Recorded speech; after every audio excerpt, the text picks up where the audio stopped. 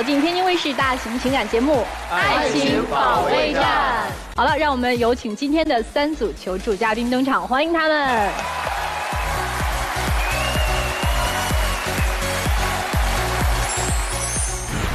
首先要疗愈的是本期第1对情感嘉宾，侯先生37岁，来自陕西，自由工作者；宋女士34岁，来自山东，宝妈。他们究竟遇到了怎样的情感困惑？你们之间的问题是什么？我觉得我就是丧偶式婚姻。我老公宁可给自己买貂，他也不给孩子做饭。我买貂不是为了有面吗？那有面的才能有活，有活我才能挣钱呢。他宁愿晚上出去喝酒，他也不给孩子陪伴。喝酒就是为了人脉啊，那人脉就是资源呐，资源才能变现呢。他宁可在家躺1天，他也不出去上班。那我要他有啥用？我躺着也是工作呀，工作也是挣钱呐，挣钱我才能养家呀。哎呀，这个看完以后，我有一个非常大的疑问，就是为什么躺着就是在工作呢？那咱们现在是不是都应该躺下呀？他可能躺着在联络业务是吗？对。而且发现就是女生无论说什么，男生都有一个非常非常合适的理由去堵他的嘴，对不对啊？这就是爱的方程式吗？不是，怎么回事？老师，因为就是我媳妇吧，她现在跟我也是属于冷暴力的这种。多长时间了？要是从头算的话，现在反正得有2年了吧。不是，你们结婚多久啊？我们结婚8年。有没有孩子？孩子多大？有2个，一个6岁，一个7岁。男孩女孩？2个男孩。压力很大呀。那咱们一件一件事来说说吧，就是现在是一个什么样的情况？我现在就是不想让他再坐井观天，让他变得稍微现实一点。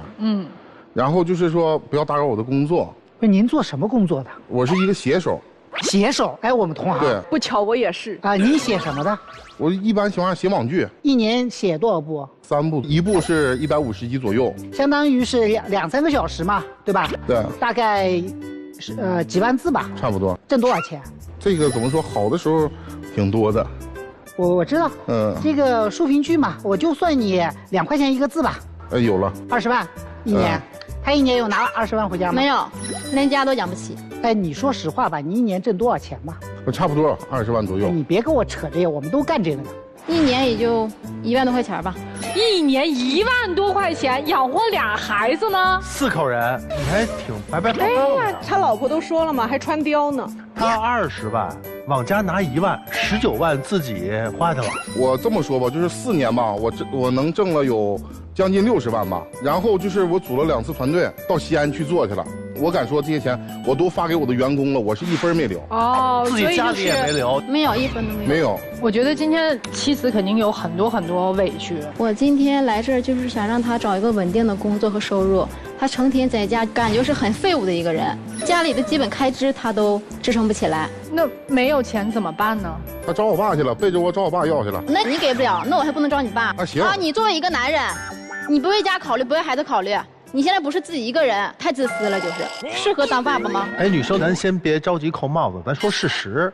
我这么一算呢，1年1万，1个月几百块钱，这基本的生活开支谁来支付啊？从何而来？我婆婆每个月给补贴点。那您是跟公婆住在一起吗？对。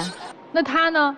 他搁家做什么工作呢？没有工作呀，所以我让他找一个稳定的工作，有个稳定的收入嘛。他不是说他现在在写网剧吗？现在还写吗？现在写不了。为什么？就是这么说，就我儿子学这个跆拳道以后啊，3天2头买东西，基本上我送孩子去了，教练说了，你看今天得买个校服，150就是我这1个月烟钱。老师都说了，我交了。没有烟就写不了网剧了。给孩子报个班，你就没烟抽了。就这个原因啊？真是这个原因啊？真是这个原因。我们的一般情况下都是这样的，因为没钱，所以要写，对吧？要有钱我们就不写了，没钱的时候我们才拼命写。你怎么跟我们反着来呢？因为老师就是我说的没有意义，就是你要是知道我在工作的时候，你再去打扰我。然后再找一些事去烦我的情况下，谁在打扰？这个工作我去怎么做呢？谁在打扰？先我跟孩子去打扰他，在这坐着呢吗？他工作的时候你怎么打扰他了？就是他写剧的时候，他不是关门嘛，孩子突然之间就把门开了。那已经不是开的问题了，我戴着耳机子，我能听见我孩子在喊，然后咣当咣当踹门。那怎么了？我不写了，我不写，我跟我朋友出去吃饭不行吗？你那是什么朋友啊？整天我为了狐朋狗友，我为了说找这份工作，我为了你，我说找份稳定的工作，我托朋友帮我找份稳定的工作，有没有错？我出去应酬一下有错吗？给你找的什么工作呀？给你找工作了吗？你那朋友靠谱吗？啊，你干了10天，钱呢？咋没见到钱呀？人事他们老板在国外，项目停了。不让我去干了，那10天只那10天工资吗？那个刚才那个小片里面还说到一个说买貂，说什么不给孩子买奶粉，给自己买貂是？对啊，那是孩子小的时候，他挣了一笔钱，他没往家里交，他给自己买了一个貂。这个我感觉也不算是我犯错误，那就是他自己多想了，那什么都根本不听解释啊。来，那现在我给你解释的机会，先生，就是您买貂为了啥呀？因为就是到这个公司之后，我还没干满1个月的时候，这个团队出业绩了。老板就给发了8000块钱，这个8000块钱属于是奖金，但是老板发完这个奖金以后，微信上就说了一句话，说你看看咱们团队人都买貂了，你是否需要买一个？然后呢，你想咱们一出去，你自己一个人穿羽绒服，好不好？这老板是卖貂的是吧？我当时看到这个的时候，我一想，我说那反正工资没发嘛，你不是发的奖金吗？他这个描述，我就买吧，就拿着奖金这8000块钱。就买了一个，这个事儿就让他抓着了，就不放了，就说不给孩子买奶粉了，不管孩子了什么的。那你说我自己的孩子我能不管吗？那你自己的孩子你管了吗？我管呢，我能不管吗？反正在他嘴里我是啥也不管。不是，咱就说这奶粉的事儿，你就发了8000块钱，全职妈妈就没钱呀，孩子要喝奶粉呀。不让他说的那么惨，说就没有奶粉了。不让那个时候跟我婆婆住在一起，婆婆给救济吗？是不是？对。那你婆婆到底1个月给你多少钱啊？每个月补贴也就1000来块钱吧。婆婆补贴1000，丈夫1年挣1万，你们一家4口1个月也就不到2000块钱的生活费，孩子还要上学，所以你们是怎么活下来的呢？紧包活着呗。老师们，我问一下，就是我说这个数字，我们4口人活1年，你能信吗？那您说是多少钱？我说实话，就是好比说我今天挣500，我就留50，我就转给他；明天我挣1000，我还是留50，我还是转给他。但是这个东西不是工资啊，既然不是工资，那就是我没挣钱。我就啥也不是，我养不了孩子。在转账上，我们也都有转账记录嘛。你转账记录上1年给你家里转了多少钱？3万多吧。我问一个问题啊，你2个孩子，一个6岁，一个7岁了，你为什么不出去工作呢？因为孩子没人看呀。你看孩子不是上学了吗？上学，他早上8点送，11点接，下午3点又接。你们也没有什么小饭桌这一类可以托管的吗？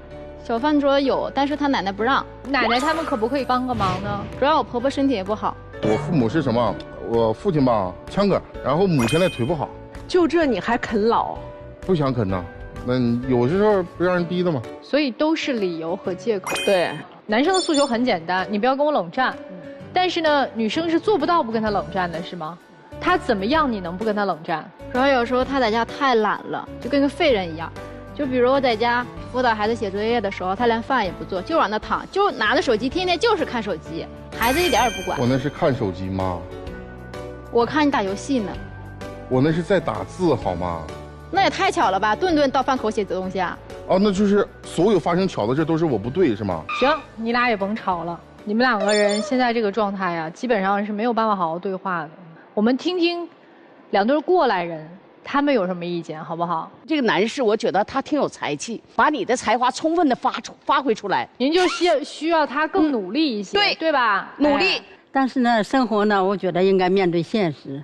首先，先把这个暂时的问题解决，别去刮扯老人，别去啃老。曲老师，您看看怎么办吧？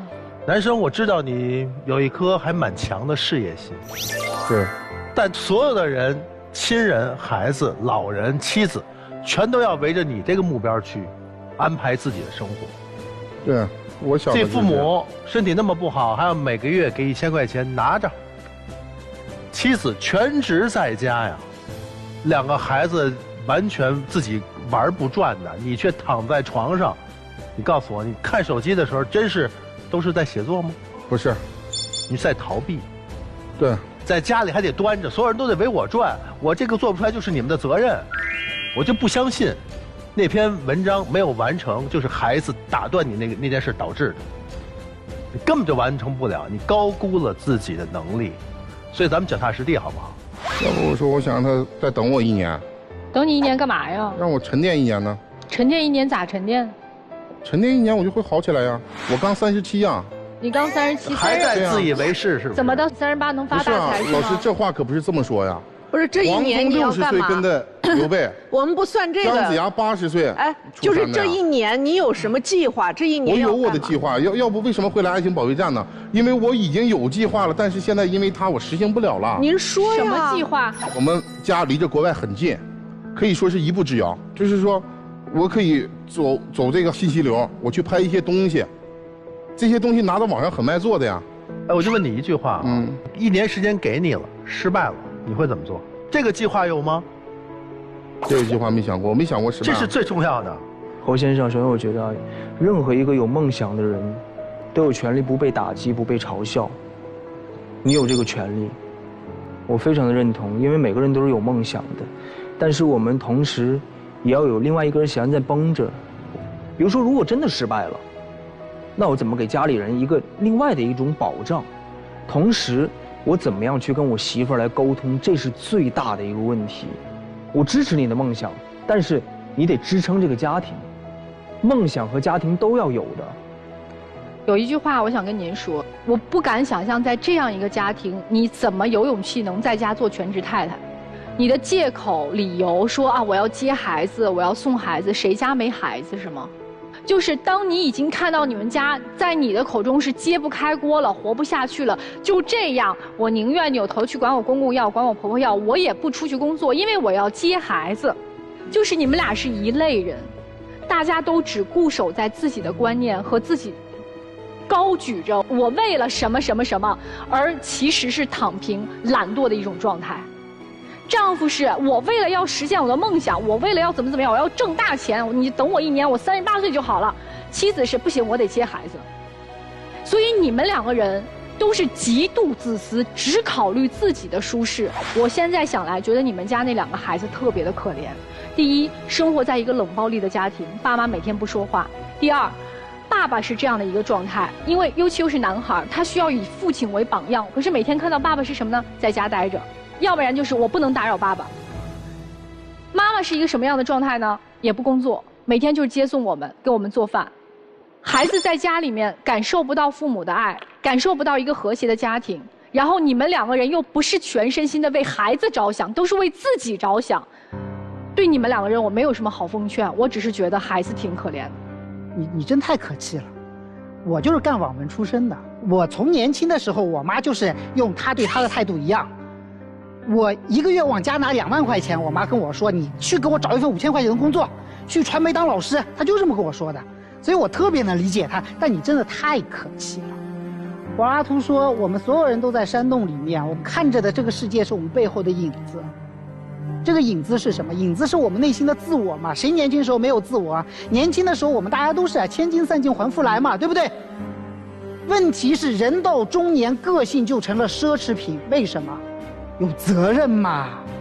才华这个东西对于作家重不重要？重要。做一线作家，你要变成余华，变成莫言，绝对靠才华。但是你要当作家这行，你要活下来，不靠才华，他靠勤奋。唐家三少，我跟他一起坐火车的时候，一路火车过去，他就一路写。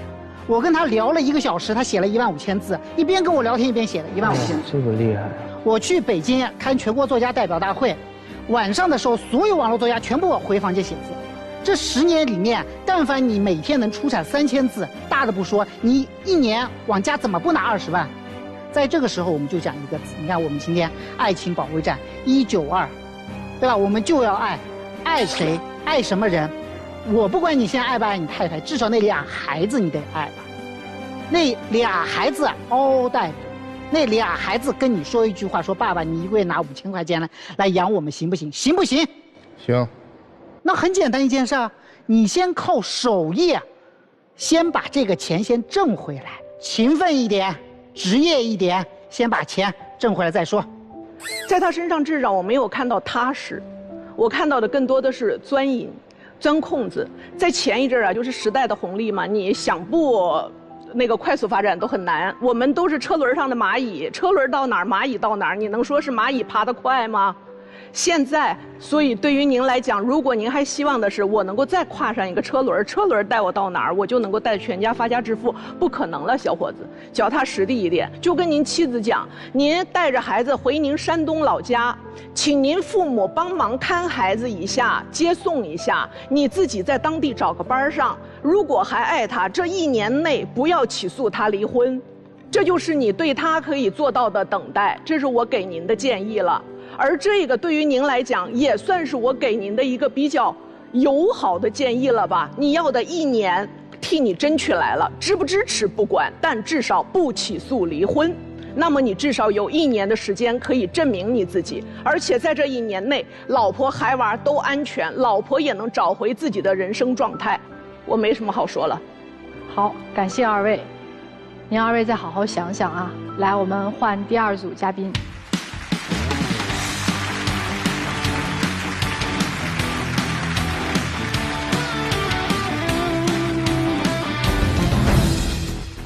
本期第2对情感嘉宾，于先生75岁，来自吉林，退休；李女士72岁，来自吉林，退休。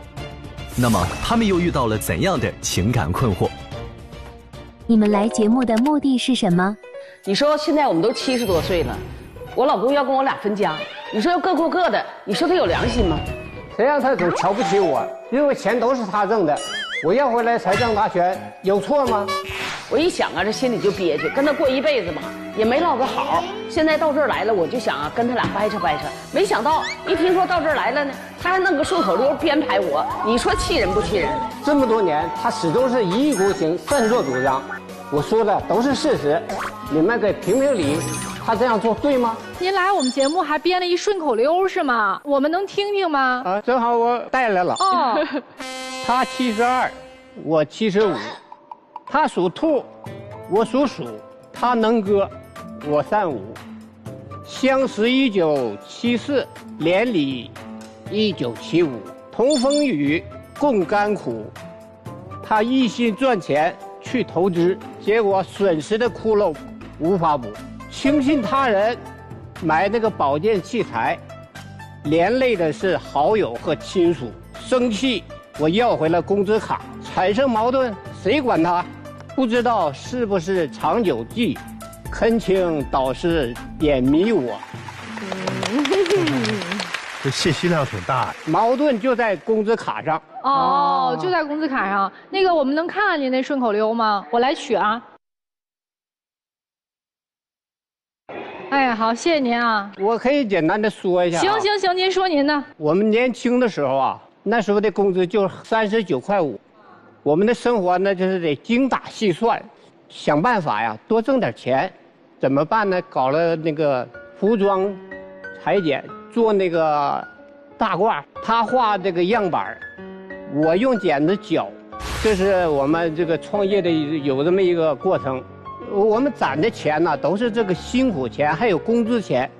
我的工资，从我们结婚，就在他一手掌管。他确实是住家过日子的好手。哎呀，舍不得一分钱呐，他少吃一口，让我们多吃一口，让孩子多吃一口，是这样的人。但是呢，他就认为这个投资能挣钱，把我们的全部积蓄，大概有多少？大概有40万。他就开始去投资，结果赔了24万。第2次，他不是听信别人那个忽悠了，买这个东西，保健对身体健康有好处，完了你卖给别人以后还能挣多少钱？结果花了4万买了10台设备，你这10台设备也卖不动，又赔了。他认为没赔。我都卖出去了，实际最后呢，压在手里2台，还有1台卖给我的爸爸妈妈了。哎呦妈呀！你想想，内部消化。当初啊，我为什么说连累亲属？这个在我心里是一根刺，是我当儿子的不孝顺，真的。你很激动是吧？该我说了吧？投资的事儿哈，那就是得挖他的根了。我呢，80年培养他上大学，那时候孩子4岁。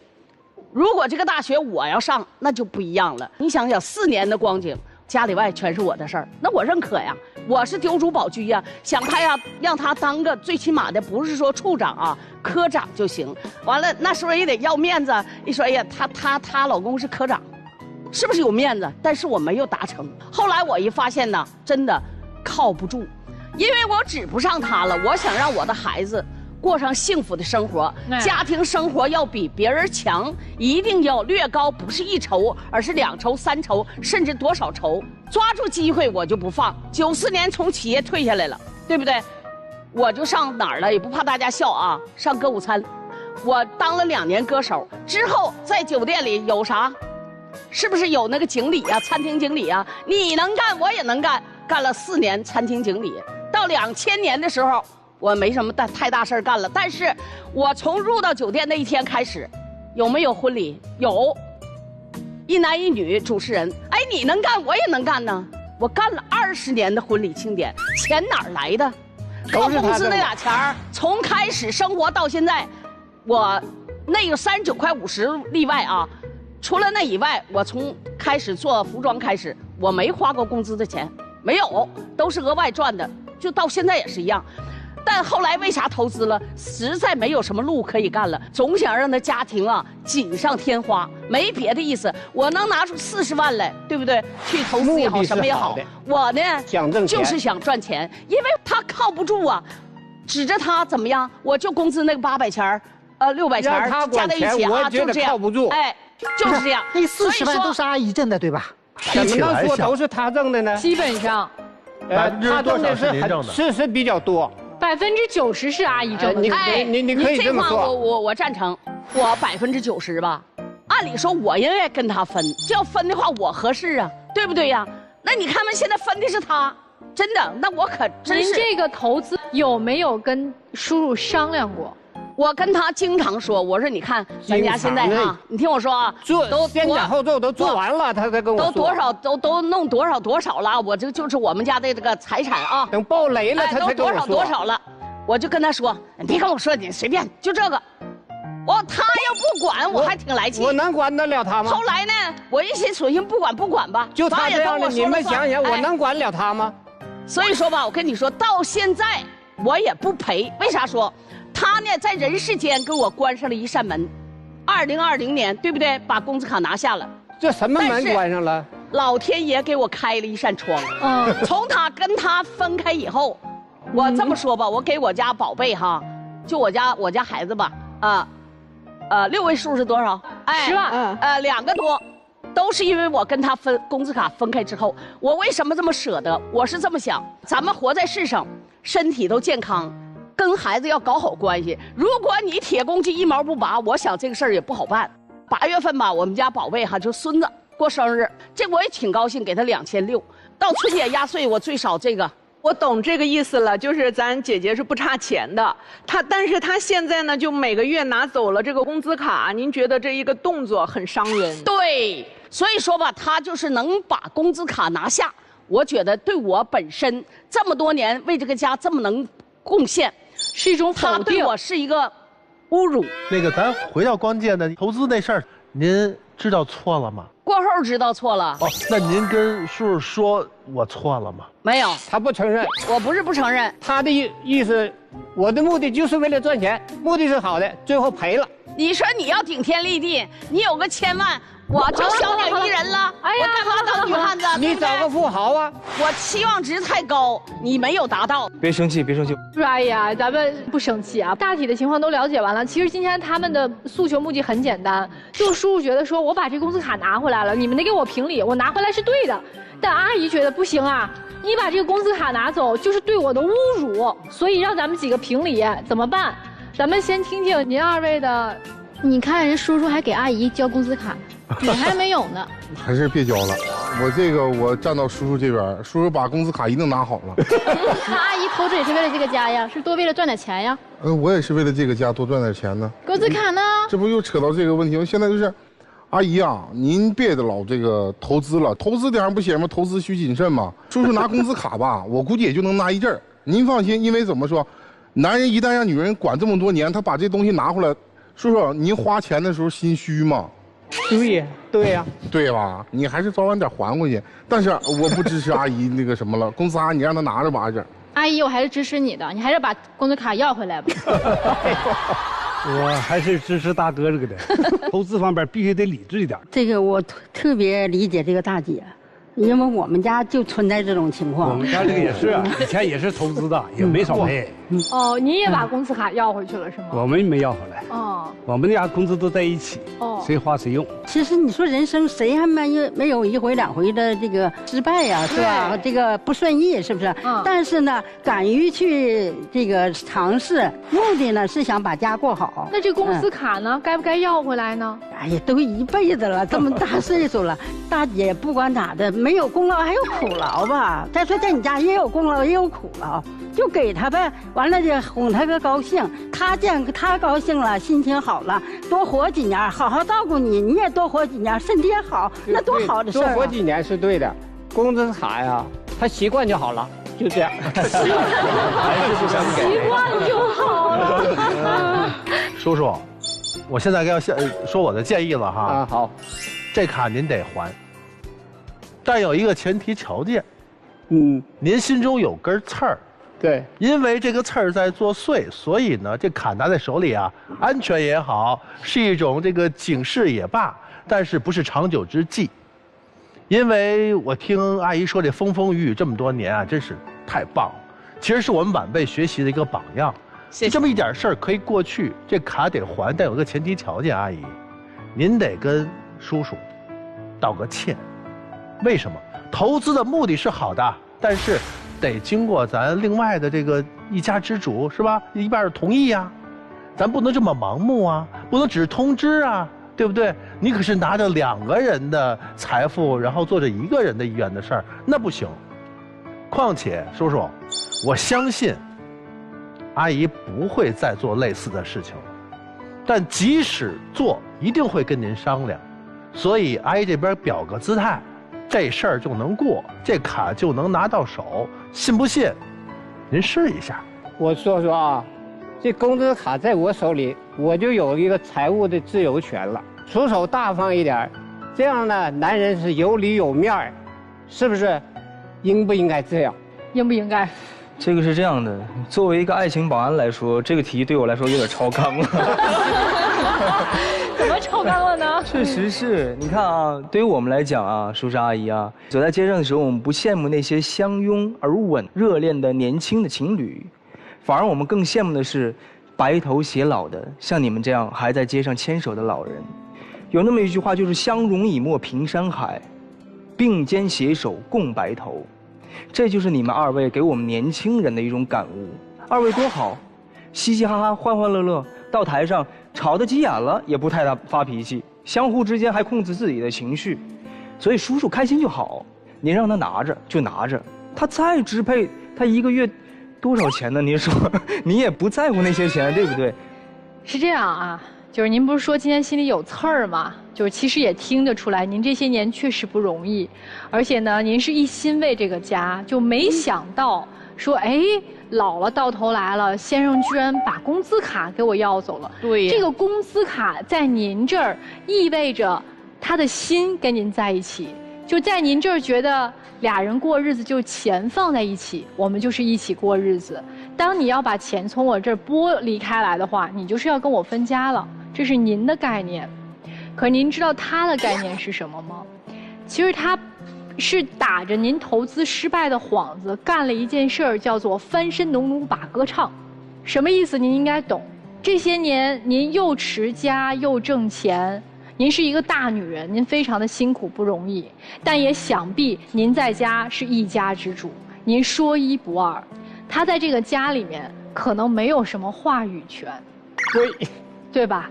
所以呢，就是他看着说，哎，这个你终于让我在你这个人生当中逮着了几次做错的时候了。你看你投资失败了吧，1次2次，好，逮着3次了，我终于能有个借口拿这事儿拿捏您一下，说一下子了。对于男人而言，他们怎么能够在这个家挺直腰杆呢？我有花钱的自由权。他并不是说我想跟你隔着心，或者咱俩以后就各花各的 AA 制。其实他工资在我这儿的时候吧，我每个月都给他钱，我怎么可能不让他花呢？是明白，不，您每个月给他钱和这个钱本身就在我自己兜里，他的感觉是不一样的。不信呀，您把所有钱给到他那儿，让他每个月给您钱，您尝试一下，感觉一下。这男人兜里要有钱还了得？阿姨啊，我就是想跟您说一句话是什么呢？有的时候啊，心中的刺儿不是别人去拔的，是我们自己要拔出来。就我们已经都，其实在我们看来是非常羡慕你们，是我们的榜样，我们要向你们学习的。那不敢，外人看来是这样的，那不敢。所以就是您要怎么让自己的晚年生活快快乐乐、开开心心呢？就是您要学会自己去把这个烦恼给它排除掉，自己想办法去想通这件事儿，您二老的身体才能健健康康的长命百岁。愿得一心人，白首不相离。这您二位出来的时候啊，我就看您头上那个白发呀，风姿绰约的走出来，我心里面就念这句诗，你知道吗？啊，我就觉得真真正正就写你们。然后听你们俩的故事啊，我觉得在爱宝的舞台上面，那么长情的，我们说一辈子的爱情，好像也不多。但是真的，你们两个人是见证了这一辈子的爱情。其实，我觉得你们两个人之间现在目前就是一个理性和感性的较量。对于叔叔来说，你做错事儿了，我是不是应该惩罚你？你做错事了，是不是应该把这个卡还给我？你看我憋屈了一辈子了，可逮着机会让我可以好好的扬眉吐气一下了。他是这么想的。但是呢，有一个问题，叔叔，阿姨她不是你手下的员工，不是你犯一个错就能开除的人，对吧？对。今天她是犯错了，就因为这一个错，你就剥夺了她享有你这个收入的权利，那不就是你把她给开除了吗？他现在心里面难受的就是这一点啊！凭什么我为你干了一辈子了，然后我就犯了这么一个错，然后你就直接就把我开除了，就把我扫地出门了？他现在是这个感受啊！既然我们把感性的问题聊到这个点上面，感性上面我们都站阿姨这边，我们聊一下理性方面。阿姨理性方面是什么？叔叔今天说的所有话里面就一句话是有道理的，他说我得有一点预备金嘛，我觉得这话有道理。万一他有个什么急事儿，他要用到钱，找您又找不着，他手上没钱啊，这个时候怎么办呢？那您管一辈子钱，您知道人所有的钱都在您这边，他那边是没钱的。那他那边如果突然之间，比如有个什么急事要2万块钱，这时候怎么办呢？所以啊，人到一定年纪之后，我们不说这个财政的投资权归属谁，但是这个年老之后的这个预备金是要预备下来的。我是这么想的。啊，我不知道合不合适啊。我觉得首先第一个，工资卡必须还回去，这没什么可说的。工资卡是一个象征，象征的是什么？象征的是你这一辈子是认同阿姨的。但是阿姨是不是也可以从您的那个厚厚的家底里面拨出那小小的一部分，留一点点钱给叔叔，比如5万10万的，留一笔钱给他存起来，这个卡呢交到他手上，不许他乱花，每个月要报账。但是这个钱呢，交给你是干什么的呢？就是预备万一，是不是有什么急用的时候，你可以拿来用一下。我觉得这样是不是两全其美了呢？不当家不知柴米贵，对吧？这是女人常说的。而且在古时候呢，也确实是女人在当家，钥匙一交给这一个，对，基本上标志了这个地位就归她了。这个钥匙不是打开家门的，是打开家里头藏钱的那个小匣子的金银细软的。一般来讲，婆婆当完家交给媳妇儿来当这个家，一旦当了这个家，也就是对她的一个认可。这张卡的收走，一方面叫做我对你的信任收走，一方面叫做我对你的爱收走，还有就是我对你的惩罚，直到今日都没停止。所以这根刺才一直扎在咱阿姨的心里。所以卡咱还她，有卡了，你想又能咋样？谁家没他几十张废卡？大家消费都刷手机，谁没事拿个实体卡？您把卡还他，把自己手机绑上不完了？每个月您就要求咱阿姨别把卡上钱转完，让您自己消费的时候滴了一下的时候还滴得出来，这不就完活了吗？我得叮嘱您一句啊，你看我们都是让叔叔把卡还给您，对不对？您要做点什么，别忘了我说的。这个是不能就是黑不提白不提就过去了，你不能拿以前的功劳去掩盖您的过错，对不对？理财和投资咱就不做了，对，尤其老年人他会踩很多的坑的，对。少不躺平，老不投资。哎，好了，二位叔叔阿姨，您也歇会儿坐那儿，好吧？你想想我们晚辈们说的话有没有道理？您琢磨琢磨，好吧，琢磨啊！来，谢谢啊！换下一组嘉宾。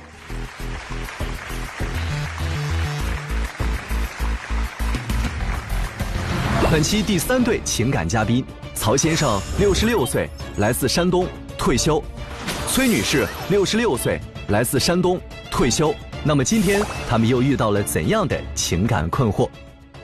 你眼中的对方是怎样的？他太爱玩了，玩起来什么也不顾，从来不管别人的感受。他的性子特别急，总叨叨我，想干啥干啥，从来不考虑后果。你希望对方变成什么样？我希望他更男人一点，多顾家一点，跟我多沟通一点。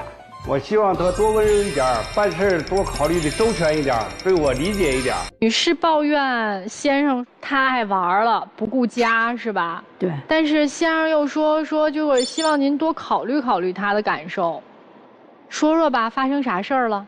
就是我们是黑龙江那边的哈，那边就是冬天的时候都比较冷，很多人就是夏天种地，冬天没啥事儿去麻将馆。他呢就是特别爱玩的一个人。只要有时间，他就跑那地方去。但是呢，我不希望那个，因为为啥不希望去那个？一个是那里边吧，那个环境不太好，烟熏火燎的，大家都抽烟嘛。而且来说，不管是你再忙，你再有啥事儿，他从来不当事儿。比方说我们家有一回吧，那天晚上，我俩吃饭的时候就看电视，完了说2天以后有大雪，我说你这2天别玩了。我家外边有一大片苞米，就是一大堆。我说咱把那收拾收拾，收拾完了以后把它放库里，不就放心了吗？以后再下雪咱也不怕了。他还答应我了，行。结果晚上吃完饭以后，完了又惦记着，后来还说我今晚上不玩了，我就看看，我一会儿就回来。结果这倒好，去了以后，第2天早晨8点多才回来，回来就着急吃饭，吃完饭以后就着急去睡觉。我说你去睡觉，我自己干，那活啥时候干完？所以那天我真的就是急眼了，我就没让他睡。还有一回是啥呢？一般的情况下我身体挺好，很少感冒。就那次呢，感冒了，特别难受，早晨不愿意起。他说啊，我去给你要卫生员去。结果倒好，过了一会儿卫生员来了，完了他没回来。结果他那天玩到晚上10点多钟他才回来。我说我把医生给你叫家去了，给你拿药，你吃点药就睡觉呗，我就去玩去了。结果晚上回来他就不高兴了。那我也不是老有毛病，我就那天难受的要命。那你说你出去1天都不回来，而且水你也不给我烧，饭我也没吃，我那1天都没吃饭。这小毛病自己烧点呗。心里有我吗？就这么多年呀，我俩吵来吵去，其实就为这个麻将就吵了很多。而且呢，真的就是没吵明白。所以我就寻思来这地方让老师们帮我们指点指点。他因为打牌耽误了很多的事儿，是吗？对，那您管大哥了，大哥经常管您吗？我不管他，但是他有一次搞那个投资也赔了不少，都没跟我商量。投了多少钱？40多万。40多万啊，是一样。你俩是商量好的吗？一个项目是吧？那这您有什么反应啊？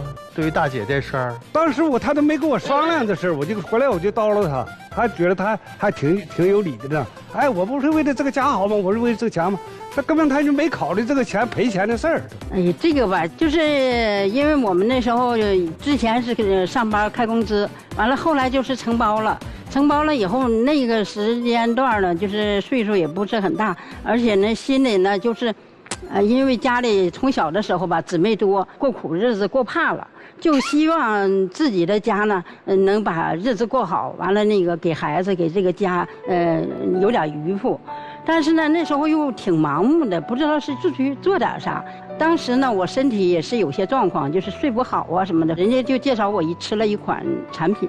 吃了以后呢，后来我感觉效果挺好的，完了我也那个尝试着做一下，后来也卖出去了一些，但是现在手里确实还有。反正就是也算是投资失败吧，对，这个也损失了一些金钱哈。那你们2个人在生活当中，其实相当于是妻子在家里面管的更多一些，丈夫管的少一些。对，我管的少，对吧？那平时在生活当中对您关心怎么样啊？哎呀，不关心大事小事的，他都往后躲。我家那时候就是种地，种的挺多地，我家种了400多亩地。完了那个秋收的时候，他在地里开收割机，完了我在后边呢，就是卸粮啊，什么雇车呀、雇人开车什么的，都是我去张罗这些。是不是一碰上事儿，您就基本上让他去解决？多数是他管的多，他出事的多，我处理的少。就为啥他处理的多呢？因为我家的事儿都他管。他当家，他说了算。所以还是人家有能力嘛。所以一般的事儿我就不管了，对吧？人家还是人家有能力嘛，对吧？对，有能力，比我强。还有一年是那个我们家去交粮的时候吧，完了带着好几个车，装完车以后，他其实就惦记着去玩，他就说你跟着车去吧。结果我就跟车去了，完了那个中午吃饭的时候也没啥事，我说你就泡泡秤，看看秤。你等我说完呢。又没啥损失，我在家装完粮我不得收拾收拾吗？对不对？他接粮卸粮，他也不愿意跟着去。你等我说完呢。等我那天我就带我就带着人家司机去了。结果一帮司机中午吃饭的时候就在那块开玩笑说，那个女的是不是没有老公啊？那怎么每次她家事我都看她就是她出头啊？群众的眼睛是雪亮的。哎呦，我听了这话我就可伤心了。你说我本来好好的有个家，完了那个我老公啥也不管，完了就是啥事都推给我。我考虑的事儿简单，不像他考虑那么多。一般的小来小去的事儿我都不管。那我问您一下，就是您打牌算大事吗？打牌就是玩嘛，不算大事吧？不算大事是吧？您打牌的频率是1周几次？哪是1周几次？有时候都连轴转，2晚上不回来。今天8点钟走，可以到后天上午8点钟再回来。那平时他去打牌的时候，您干嘛呀？我有时候出去学点东西啊。后来的时候完了，我就开了个养生馆。你俩孩子多大了？孩子40多岁了。有孙子孙女啊？有孙子。孙子，你们需要带孙子吗？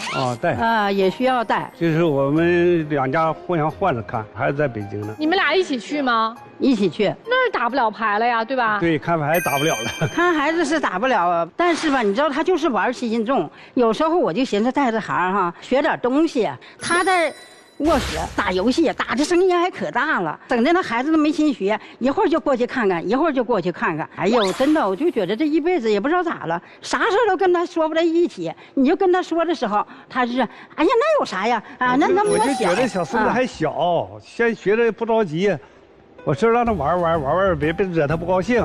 行，我觉得没啥事儿。你俩今天来干嘛呢？我就觉得这一辈子跟他过得特别憋屈。你说这家里事儿啥事儿也不管，好几十现在了，完了就有一个玩，只要是玩，不管是人多人少哪地方，他就溜溜的就去了。而家里400亩地呢，不可能只玩。他那个什么，夏天干活的时候，夏天就是种地的时候他干。对嘛，所以嘛，他不可能只玩，因为一听400亩地呢，是吧？就是玩麻将不愿意，没别的。对，我主要矛盾也就是这个了，就觉得玩了一辈子，然后觉得自己在他心中没有这个牌重要。也没有玩一辈子，他1年也就没几个月能玩，就冬天玩那么3、4个月吧。他冬天你说又没别的娱乐项目，冬天没有娱乐地方，就是有个，而且他65了，对，这时候还退休了都不能玩，这怎么办？来吧，咱们问问那位写手咋办呢？我感觉挺羡慕叔叔阿姨的啊，能让我看到他们之间的爱情。其实叔叔，我感觉就是冬天呢，虽然是没啥玩的，领孙子出去打个雪仗啥的也行。冬打雪仗，皮网去那个麻将馆什么墙，阿姨确实挺爱你的。他说能听到满满的关爱，然后这话好像说给自己妻子听的是吗？是吗？他对你爱答不理的那样是不是？对。哪怕心疼你说，哎呀，你这老抽烟，什么空气不好啊之类的。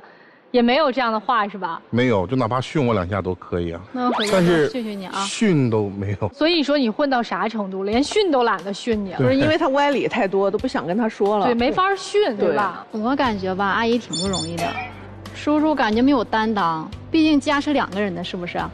啥事家里就是大事小事都是阿姨自己，我感觉叔叔应该帮那个阿姨一起分担分担。我觉得吧，这个老弟啊，你可以增加点别的兴趣，锻炼身体这方面呢，哪管出去旅游，都比这个强。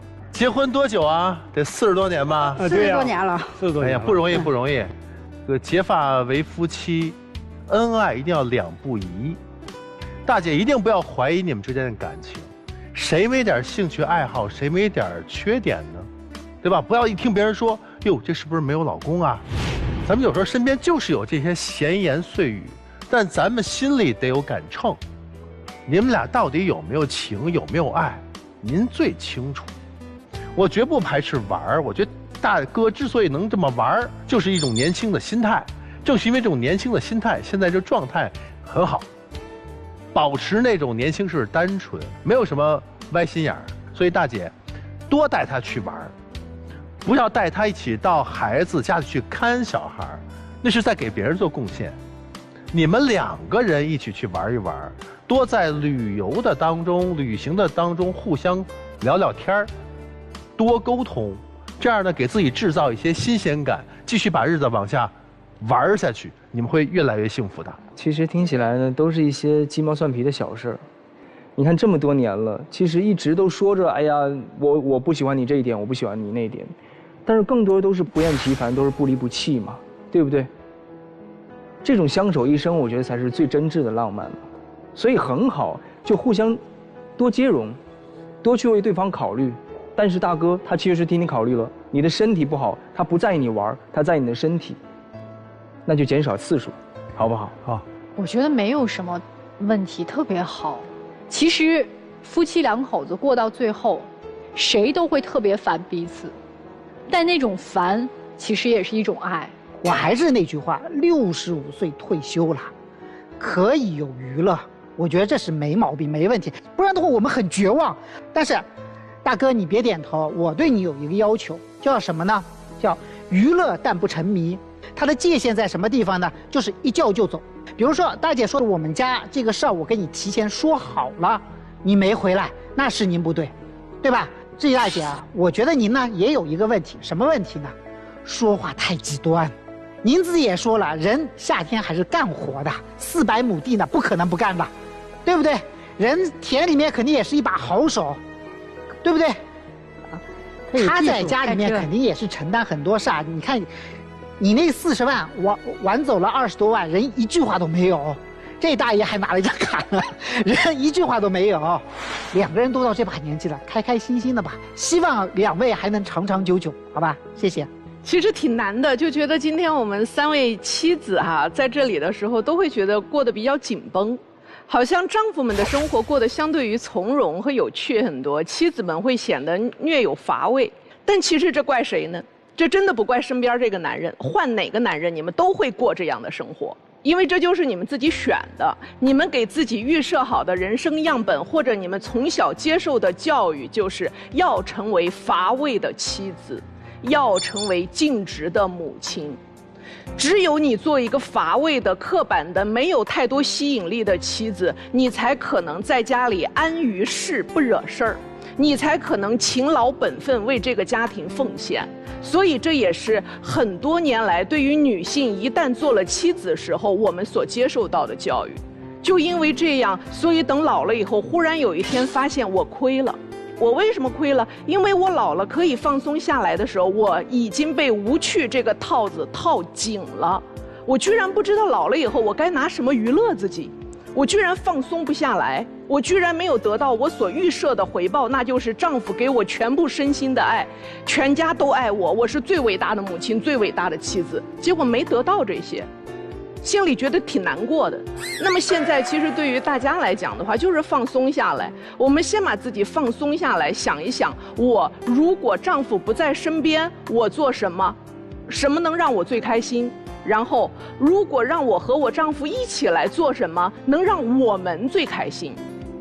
让我们最开心的一定不是带孙子。带孙子这事儿你开心，但丈夫未必开心。可丈夫在身边怎么能够让你开心呢？他拿手机时不是打游戏，而是拍了我老婆带孙子时候的照片，你老婆那个时候就最开心。您懂这个意思吧？好了，那至此我们3对嘉宾所有的这个求助都已经结束了，请我们3组嘉宾在我们的门后再好好的考虑一下。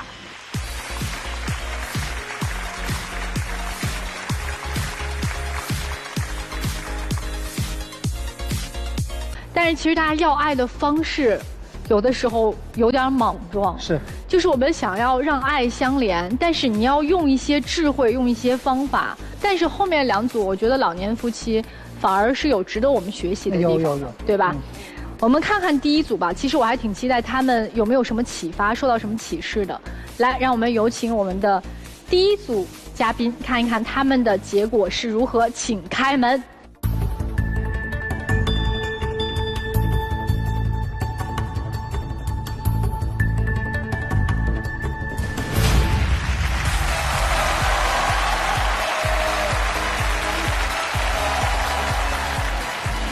我特别想知道他们俩达成了什么一致。对，是按照我原来建议的，您带着孩子走，1年不起诉他，给他1年机会，让他跨过边境线的这样的一个。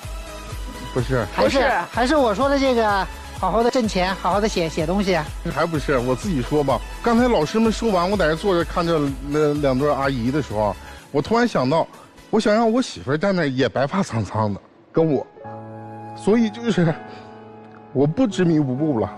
我不想我的梦想了，我去好好挣钱，我养着她，养着我的2个宝宝。我娶她的时候，我希望她是个开心的姑娘，但是这几年8年，有了孩子以后，我只顾着忙我自己内心的自私的想法，我没考虑过她。我总感觉我要是挣好多钱，她会开心。其实我感觉她开心是因为我在她身边。哎呦，这个触动是不小的。赶快抱！加油！不谢了。哎呀，不容易，他能做出这个改变。多抱一会儿吧。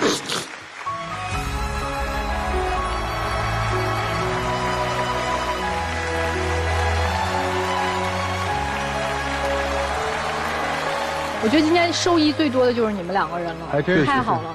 我们也特别的，说实话，你们的这个改变，这个达成一致，我们都没有想到。没想到，真没想到，没想到，对。然后姑娘也要改变，对啊，你也不能像以前那样。就这一段，你得写个网文。真的，哎，真的，这个值得，这个故事值得。祝福你们，祝福你们，谢谢你们。谢谢老师。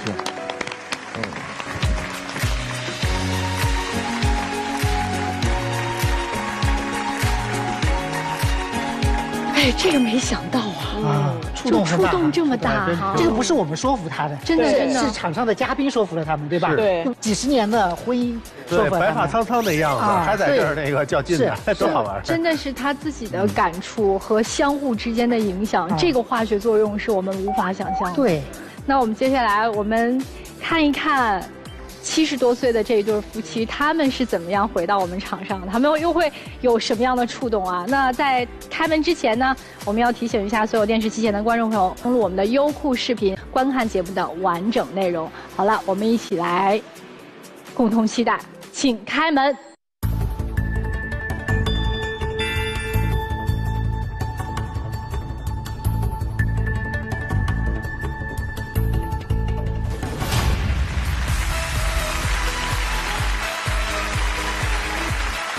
这是要交卡了吗？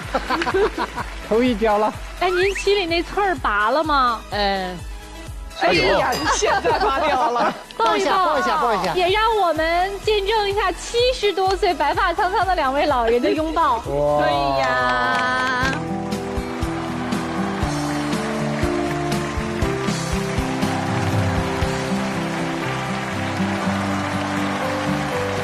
谢谢你们，谢谢老师，谢谢老师，再见，再见。太好了，太好了，祝福他们啊！来，我们赶快开门迎接我们的第3组嘉宾。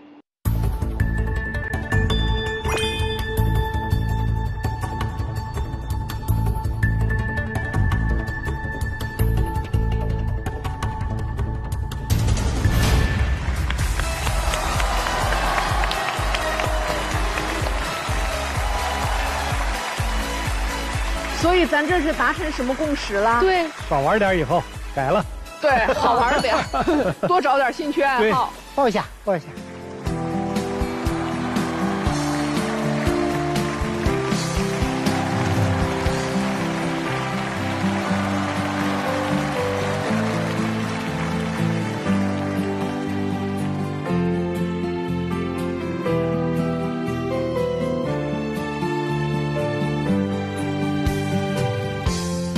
对他们来说，可能这个拥抱是久违的抱。对，但是这一个拥抱，我觉得有的时候胜过千言万语。我们的节目呢是由中国广电天津公司独家冠名播出的，广电5G 192全新号段，全新体验，让爱相连。下期爱情保卫战再见。